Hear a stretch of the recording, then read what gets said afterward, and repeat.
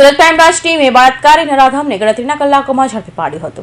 Crime બ્રાન્ચની ટીમે એક કડી એકત્રિત કરી આરોપી સુધી પહોંચી તેની દબોચી લઈ જેલ ભેગો કર્યો હતો।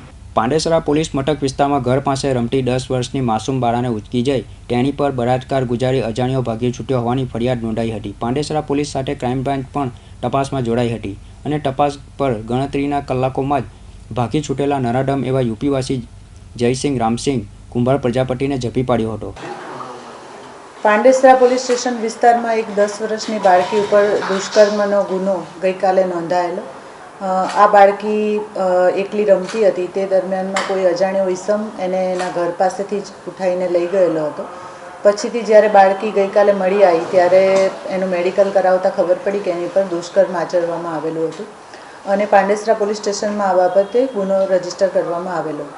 ઘટનાની જાણ થતાં ક્રાઇમ બ્રાન્ચની સમગ્ર ટીમ, તમામ પીઆઈ, પીએસઆઈસ અને તમામ કર્મચારીઓ આ બાળકી ઉપર જે આ દુષ્કૃત્ય કરનારા ઈસમને શોધી કાઢવામાં લાગી ગયેલી અને એક રાતની અથક મહેનત બાદ આરોપીને પકડવામાં સફળતા મળી અને એક નાનામાં નાની ક્લૂને ફોલો કરતાં ટીમ આ આરોપી સુધી પહોંચી। જે આરોપી છે એનું નામ જયસિંહ રામેશ્વરસિંહ કુંભાર છે। ઓરિજિનલી યુપીનો રહેવાસી છે અને કડોદરા વરેલી વિસ્તારમાં એક મિલમાં એ કામ કરે છે। 20 વર્ષથી એ અહીંયા રહે છે અને આગળ એ પાંડેસરા વિસ્તારમાં પણ કામ કરી ચૂકેલો હતો। એણે આગળ કામ કરેલું હતું એટલે એરિયાથી એ માહિતગાર હતો અને આ બાળકી જે બહાર રમતી હતી એની એકલતાનો લાભ લઈ અને એને લઈ ગયેલો।